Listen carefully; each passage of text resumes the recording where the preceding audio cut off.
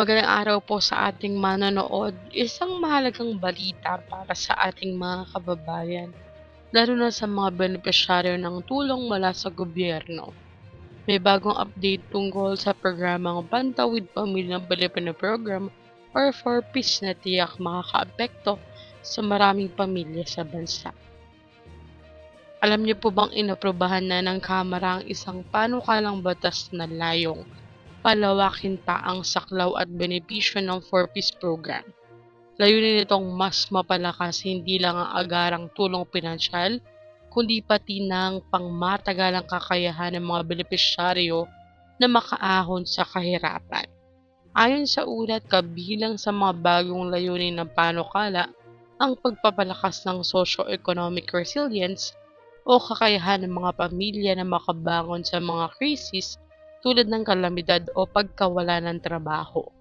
Bukod dito, isinusulong din ang adult education sa pamamagitan ng Alternative Learning System or ALS upang mabigyan ng pagkakataon ang mga magulang o nakatatanda na makapag-aral at magkaroon ng mas magandang oportunidad sa trabaho.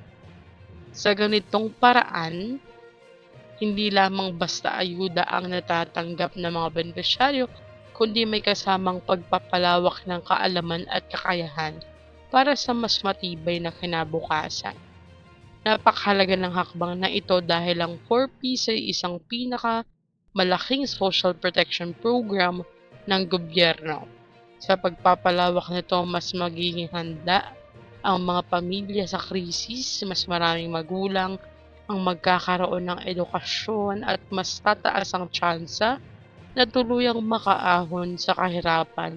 Hindi lang ito panandali ang tulong, ito ay pang matagalang solusyon. Sa kabuuan, magandang ito lalo na para sa mga Filipinong umaasa sa 4Ps.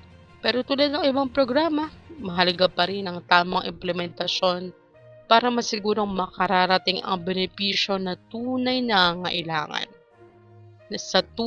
nangangailangan. Ano sa tingin niyo? Makakatulong ba talaga ang bagong pagbabago sa 4Ps? I-comment nyo na sa baba.